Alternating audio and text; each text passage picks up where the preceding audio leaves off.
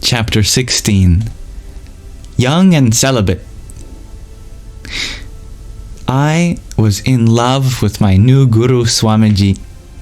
At first I thought it was awe. Then I thought it was ecstasy.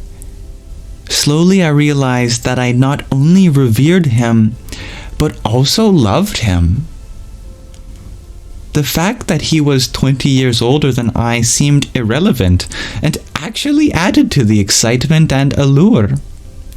To be in love with a man my own age would be commonplace. To be in love with a 45-year-old holy man was quite special. It was a being in loveness that I had never experienced before, and it aroused desire, not in the usual places. This desire sprang from a geyser deep within me that had been buried and capped my whole life. Every time I looked up at him, the cap blew off and a rushing, surging explosion of yearning crashed through me.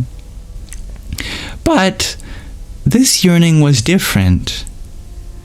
Typically, yearning stems from lack, wanting to obtain something we don't yet have. This yearning shared space with attainment. It coexisted with fulfillment. It was a yearning born not of emptiness, but of fullness.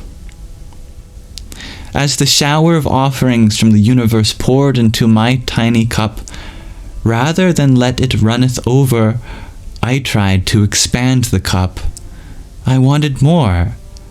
And so if I could just keep expanding and expanding, I would be able to absorb increasingly more ecstasy. In fact, I wanted the cup of myself to shatter so that with no limit I could absorb the bliss. The closer I got to Swamiji, the larger my cup seemed to grow. As my eyes fell on him, whether he was singing as he led the arti, working at his table, or meeting people in the garden, this surge of desire exploded into, it seemed, an already full, actually overflowing river of gratitude. I cannot believe it, I kept saying to myself aloud. I cannot believe it. From my eyes streamed tears of fullness, and my chest heaved as I gasped, trying to breathe enough to stay present in each moment. And in the midst of the fullness and gratitude and expansion was also the bursting geyser of desire. I loved him and was in love with him. I yearned to be even closer, to experience even more oneness, more expansion. I yearned for absolute union on every level. Swamiji was not the least bit interested. Each time I walked in front of him, he looked through the self with which I identified, through my body, through my organs and limbs, and which I yearned to connect into the intangible source of me. He didn't even have to say it. I could feel it. As a woman knows when a man undresses her with his eyes, I knew that with him my entire physical frame was an optical irrelevancy, a dust-covered window through which he saw the me I was just yearning and learning to meet. In the beginning, I thought that it would just take more time for him to become interested in me that way. He had been celibate his entire life. He knew nothing else. But as the days became weeks and months, there was no shift in his energy. Despite the now numerous times we'd been alone in his room, he had not reached out even once to touch me. Despite making myself as energetically available as I could, he responded only by turning my energy inward, by sending me back into myself.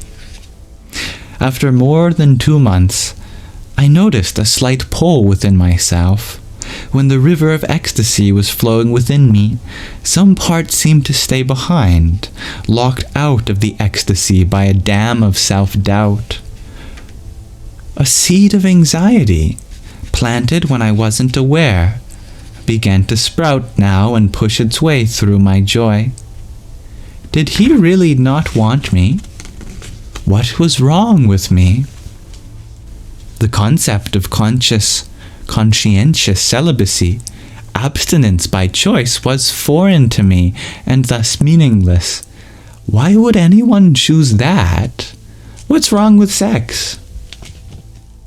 Months later, I read books by Swami Shivananda on the importance of conserving and protecting the ojas, our sacred bodily energy, and began to understand the philosophy behind the tradition of celibacy. But at this point, my interpretation was that there must be something wrong with me. I was young and beautiful. I was devoted and surrendered. I was available. How could he not want me? But he didn't. His disinterest was not personal, of course. The concept of any life other than as a celibate Swami had never occurred to him, just as the life of a celibate nun had never occurred to me. He had made a deeply conscious decision at a young age, and this was the life he would lead. This was the life he was born for, and this was his dharma. Later, when I was back visiting San Francisco, my yoga teacher, Manauso, explained to me how the specific yogic practices given to young monks actually change the very biology and chemistry of their bodies. Swamiji, as incredible as it seemed to me at the time, just did not experience any desire. It was not a battle of the wills to conquer desire. He simply, due to yoga, I skipped a line, but that is accurate too. He simply, due to the intense decades of sadhana, daily spiritual practice, meditation, and yoga, had restructured the systems of his body and mind to be free of desire at all.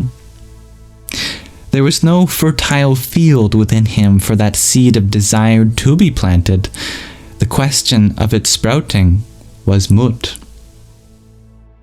But at that time, I didn't understand. All I knew was that he didn't want me romantically or sexually. He did want me spiritually.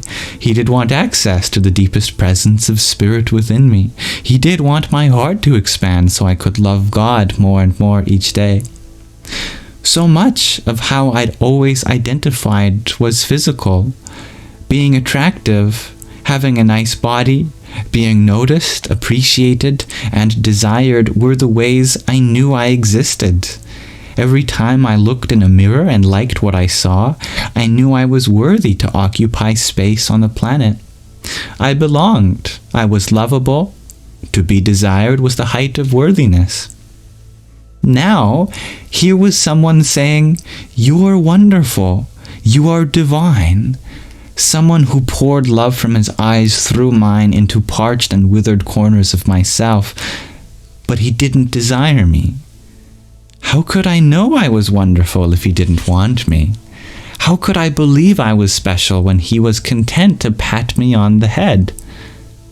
He clearly had allowed me in closer than normal. While lines of devotees waited outside for his darshan, I was brought in directly. If he didn't want me romantically or physically, then what could I offer him? What was it that he wanted from me? And why me? I struggled with this question without finding an answer. In the beginning, I couldn't ask for fear that merely speaking the words would make him realize what a horrible mistake he'd made and send me back to America.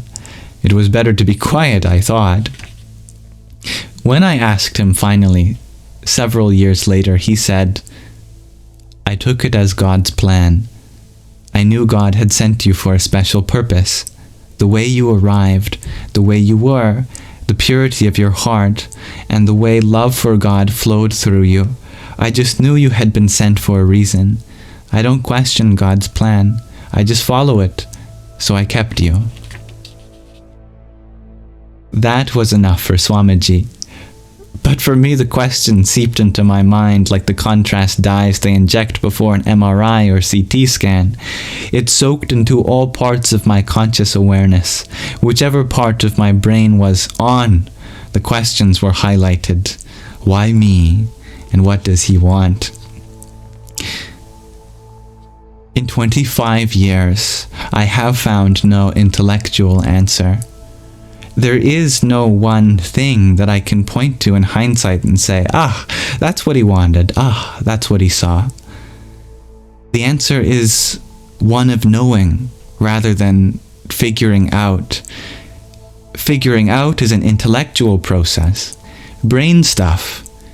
Knowing is a state, an ability to rest in truth and expansion. In this place, I know now what he knew immediately. He wanted me to be there because it seemed to be God's plan. He had no other motive than that. Nor in 25 years has he ever wanted anything from me other than to just be there and allow grace and service to flow through me.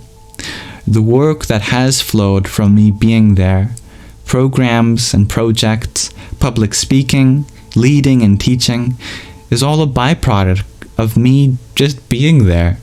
It's what I do now from a place of just being. What Swamiji saw in me was not actually in me. He simply saw the plan.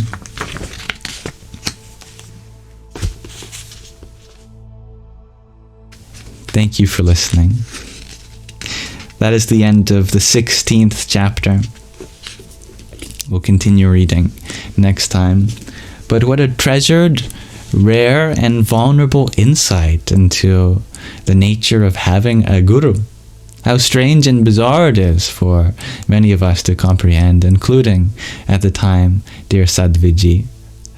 I'm very grateful that she puts into words many things that others are still afraid to. And for that, I admire her very deeply. Namaste.